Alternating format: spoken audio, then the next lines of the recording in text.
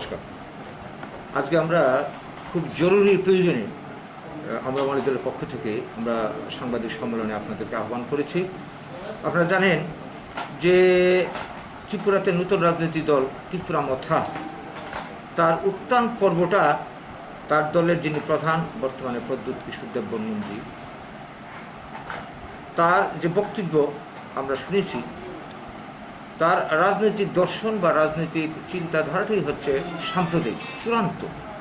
তিনি শুরুতে বলেছিলেন পুইলা জাতি উলু পার্টি, অর্থাৎ আগে নিজের কি বলবো জাতি, তারপর হচ্ছে দল, তারপরে দেশ।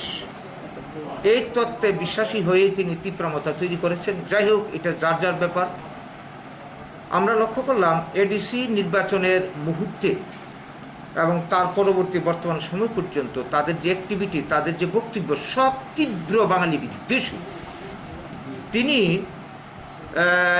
এডিসি নির্বাচনের প্রাক লগ্নে বলেছিলেন, তার একটা মিটিং ছিল, সেই মিটিংয়ে তার সমর্থকদের উদ্দেশ্যে যে চ্যালেঞ্জ যদি করতে হয় ত্রিপুরা রাজ্যে, মথার লোকদেরকে বললেন, তাহলে আমরা বাঙালি দলকে চ্যালেঞ্জ করব।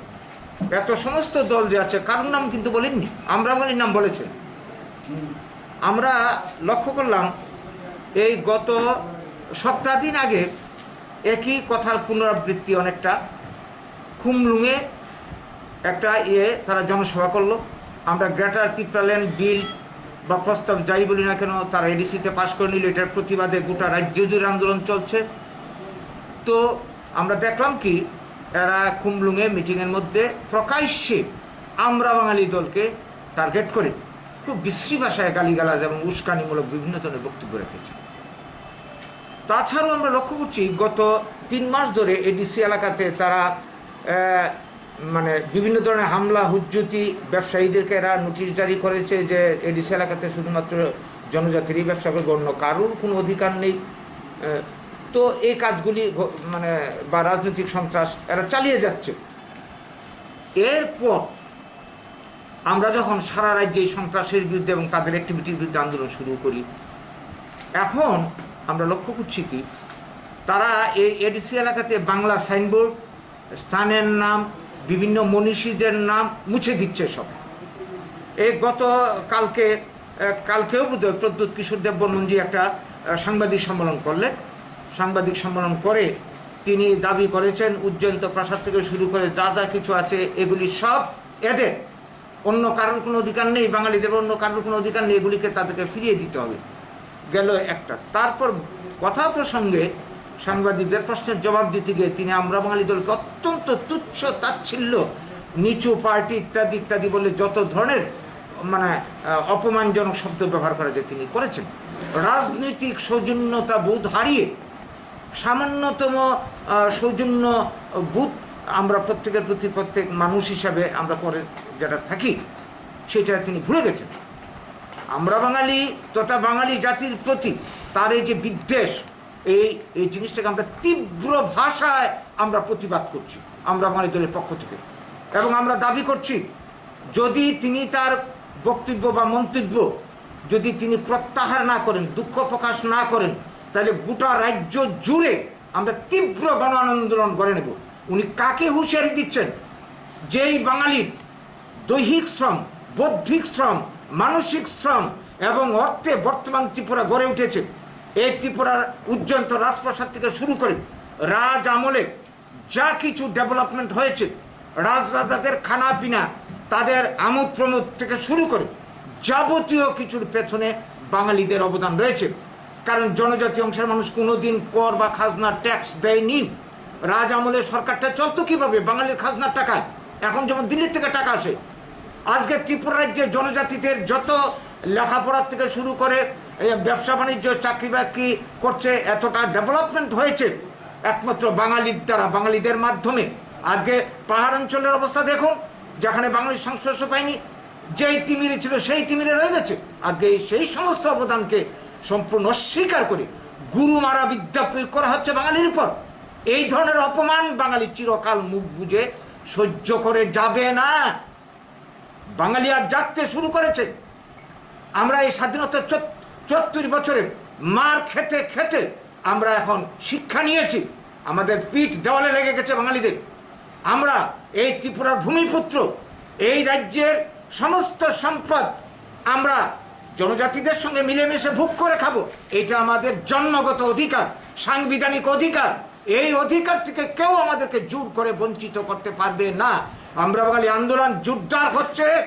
সামনের বিধানসভা আমরা সমস্ত বাঙালির কাছে আহ্বান রাখছি, যেই পার্টি করুন, অতীতের সমস্ত পার্টি, কংগ্রেস, সিপিএম, বর্তমানে বিজেপি আমাদেরকে শুধু বঞ্চনাই দিয়েছে। এই জনজাতি তুষণ রাজনীতি করতে গিয়ে আমাদের অস্তিত্ব আজকে শেষ, আর এখন আমাদের বাঁচার পালা। তাই এই সমস্ত পার্টি বর্জন করে বাঙালি সরকার তৈরি করুন, নিজের অস্তিত্ব, অধিকার, ভবিষ্যৎ প্রজন্মকে রক্ষা করার জন্য।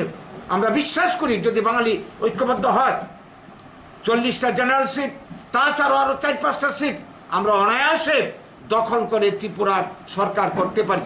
আমরা বাঙালি সরকার হলে লাভ শুধু বাঙালির হবে না, জনজাতিদেরও কল্যাণ হবে।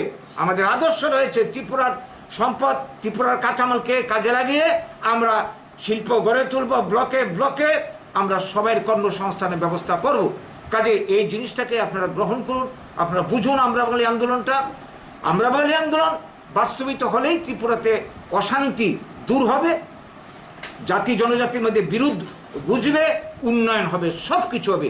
তা না করে যারা এই ধরনের উস্কানি দিয়ে জাতি জনজাতির মধ্যে বিরোধ বাঁধাতে চায়, তাদেরকে আমরা হুঁশিয়ারি দিতে চাই, তাদেরকে আমরা সাবধান করে দিতে চাই।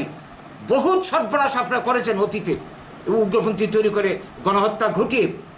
আর নয়, আর মানুষ মুখ বুঝে এগুলি সহ্য করবে না। এই বার্তাটা দেওয়ার জন্য আজকে আপনাদেরকে ডেকে এনে কাছে আমরা পৌঁছে দিতে চাইছি।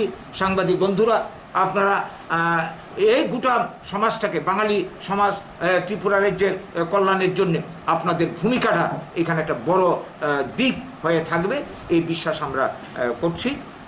আপনাদের এই সহিতা চেয়ে আজকে আমাদের কালকে তো আপনার শোনা গেল, বললো আপনারা শুনেছেন, মানে আগামী দিনে কি প্রতিক্রিয়া থাকবে আপনার, বা কি আন্দোলন করবেন এটা নিয়ে? আমরা তো পরিষ্কার বলেছি, তাকে প্রদ্যুৎ বাবুকে, এটা একটা রাজনৈতিক সৌজন্যতার প্রশ্ন, শিষ্টাচারের প্রশ্ন। যে কোনো পার্টি করবে তাকে আমি যা খুশি তাচ্ছিল্য ভাষায় গালিগালাজ করবো, তার কর্মসূচি নিয়ে আমার বক্তব্য থাকতে পারে, তার আদর্শের উপর আমাদের বক্তব্য থাকতে পারে। যেমন আমরা প্রদ্যুৎ কিশোরের ত্রিপ্রাল্যান্ড আমরা মনে করছি এটা অযৌক্তিক। এনআরসির দাবি কার্যকরী করলে বাঙালির ভবিষ্যৎ অন্ধকার হবে, বাঙালির সাংবিধানিক অধিকার নষ্ট হবে। আমরা এই নীতিগুলির বিরুদ্ধে আমরা সমালোচনা করছি। আমরা কোনোদিন এই ধরনের অশ্লীল ভাষা ব্যবহার করছি না, অসৌজন্যমূলক কোনো কথাবার্তা বলছি না, অভদ্র কোনো কথা বলছি না।